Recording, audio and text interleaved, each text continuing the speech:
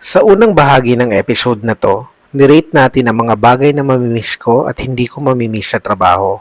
At hindi ko naman kinakaila na malaking bahagi ng buhay ko ang House of Representatives. Pero habang ginagawa ko ang part 1, naisip kong hindi natatapos ang kwento sa pagta-time out at paglabas ng opisina.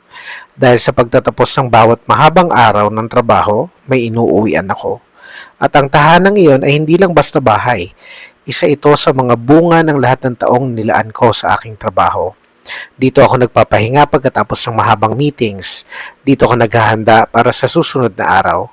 At higit sa lahat, dito ako araw-araw sinasalubong ng mga aso ko na tahimik na naging kasama ko sa bawat pag-uwi. At ngayon ay mas lalo ko nang nararamdamang hindi lang trabaho ang maiiwan ko. Maiiwan ko rin ang tahanang pinaghirapan kong mabuo, ang mga kalye at lugar na naging bahagi ng aking araw-araw, mga kapitbahay at mga kaibigan, at ang simpleng buhay na matagal ko nang nakasanayan. Konnichiwa sa mga Kimodachi, Kimodes, and welcome sa part 2 ng ating episode 1, Rating Things I Will Miss or Not Miss When I Leave, or RTIWNONM.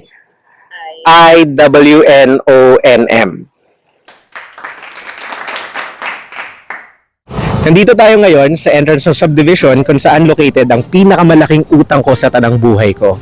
And the reason why we're here ay para ipakita ko sa inyo ang view ng Sierra Madre Mountains mula dito sa entrance ng gate na siyang tambayan din ng maraming tao from this subdivision and the nearby areas.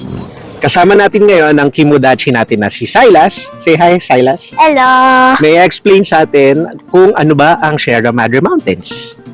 Ang Sierra Madre Mountains ay ang pinakamahabang mountain range sa Pilipinas. Ito ay may habang 540 kilometers or 340 miles. Sinasakop nito ang Region 2, Cagayan Valley, Region 3, Central Luzon, and Region 4A, Calabarzon. Here are some examples of provinces that Sierra Madre covers: Quirino, Isabela, and Rizal. And that right there, as you can see, is Sierra Madre herself.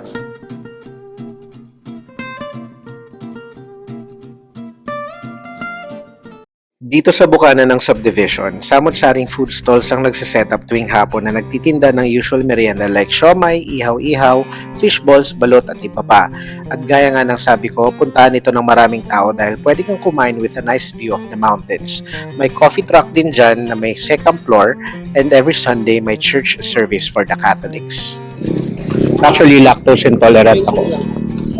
Pero, yung dirty ice cream, pwede sa akin kasi Ang subdivision gate, meriendahan at Sierra Madre Mountain View, medyo mamimiss.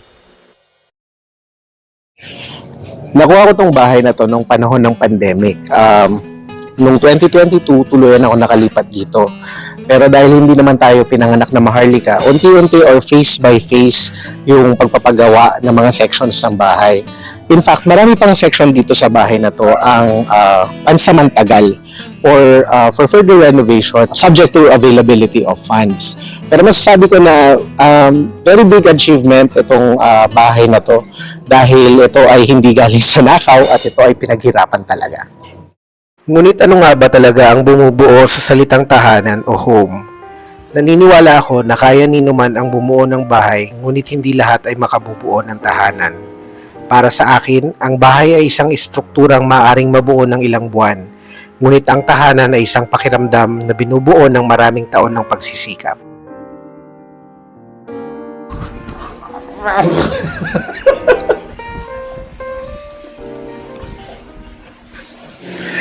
Dito sa pinakamalaking utang ko sa gobyerno, ang favorite spot ko talaga ay ang magulo naming dining table.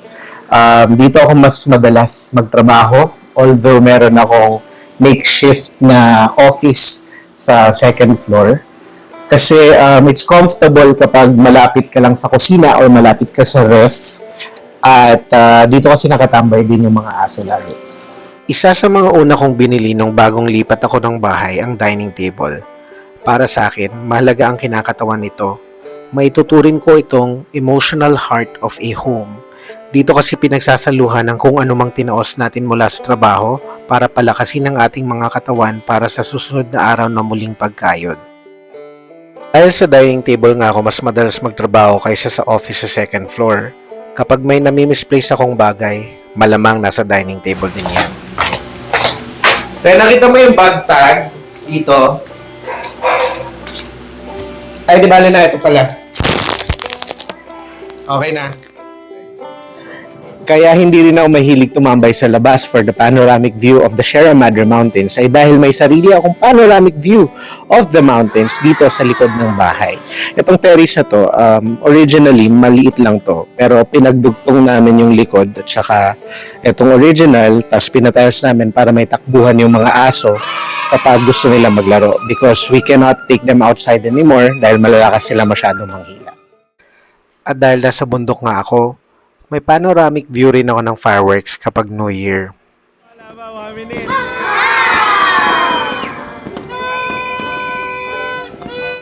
Marami sa mga office mates at kaibigan ko ang nakakakilala sa kasambahay kong si Ate Rose o si Miss Rose. Siya ang aking trusted kasambahay na tagaluto ng baon ko sa umaga at hapunan ko sa gabi. At kaya nakakayanan ko ang bigat ng araw-araw ay dahil may Miss Rose na nakalalay at kasama ng mga bagets. At kahit alas 8 na ako ng gabi nakakauwi galing trabaho, dito pa rin ako sa bahay kumakain dahil hindi matatawaran ang galing ng aking housekeeper na si Miss Rose sa pagluluto ng ulam. Siya rin ang taga-receive ng lahat ng delivery ng Lazada at Shopee at umaharap sa Meralco pag mapuputulan na kami. Bukod kay Miss Rose, may 5 pang mamal sa loob ng bahay. Si Poker, Jackpot, Spin, Clover at Charm. Dati, isa lang talaga ang aso ko, si Poker. Siya yung prinsesa ng bahay. Pero nung tumanda na siya, feeling namin, kailangan niyang ma-fulfill yung pagiging ina niya. So, pinabuntis namin siya, nanganak siya ng 7. We kept yung dalawa, si Jackpot at saka si Spin. Tapos, nanganak si Spin ng dalawa. Ito ang dalawang makulit, si Clover at saka si Charm. Lahat ng nasa loob ng bahay na bayarin pa sa pag-ibig ng 16 years, definitely mamimiss. Except Ipis. Itong kalye namin, ang tawag dito ay Block 69. Ito ay gitna ng pinaghalong Block 34 at Block 35 kung saan ako nakatira. At dito sa kalsadang to, merong samahan na masasabi kong walang kahalintulad. Gaya nga ng sabi ko, ang konsepto ng tahanan ay hindi nagtatapos sa dulo ng lote na kinatatayuan ng bahay mo.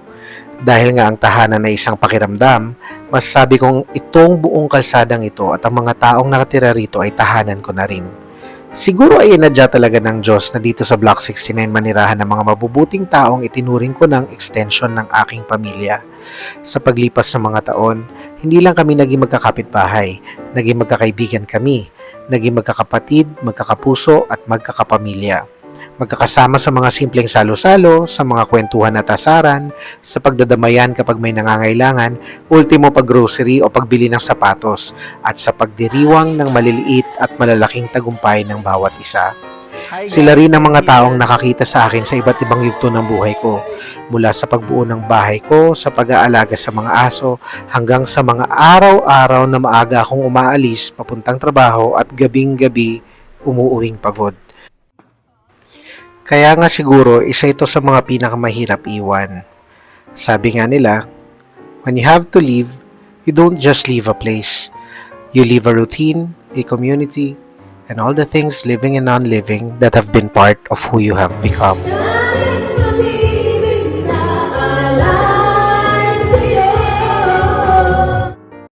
Ang rating natin sa Block 69, of course, ay mamimiss ng malala. Siyempre, ang hometown tour ay hindi kompleto kung walang tour ng town. Pero ang lakas kasi ng ulan ngayon. So, we're picking up a friend. Ito na. Sama natin ang ating friend na si Elmo. Yan siya. Papasok pa lang siya. Say hi, Elmo. Yan si Elmo. Kaibigan natin yan. At, di na kami magkita kasi seafarer siya. At nataon lang na bakasyon niya ngayon. So may cameraman tayo for Hello, the town vlog. tour. Hello, Kimudesu!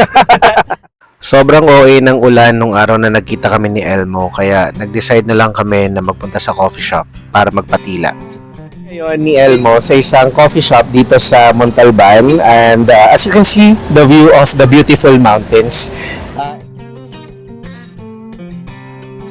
And the choice of Montalban actually as a home or a location for a home was greatly influenced by my best friend, si Joms. Shout out kay Joms who just got married recently.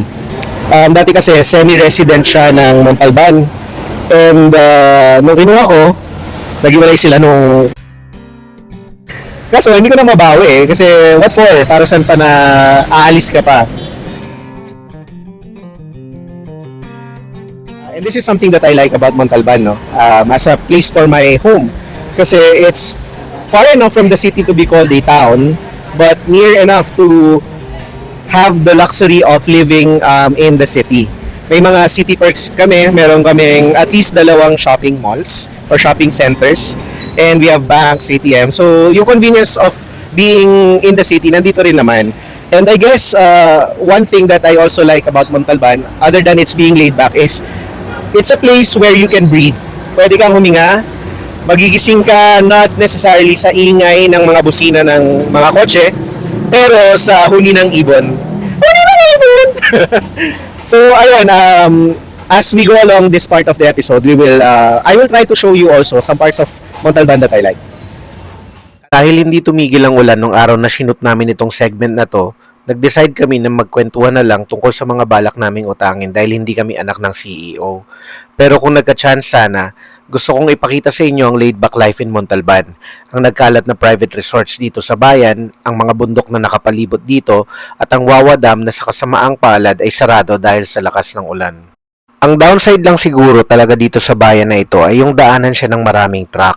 Unfortunately, mukhang ang mga kalsada ay hindi nakadisenyo para daanan ng mga transformers, kaya laging sira ang kalsada. But on the bright side, ibig sabihin nito ay kung magmamaneho ka dito, gagamitan mo lagi ito ng matinding focus dahil kailangan ng precision sa pag-iwas sa mga tigyawat ng daan. Ang rating natin sa Montalban and its laid-back charm, medyo mamimiss, at ang lubak sa kalsada, hindi mamimiss.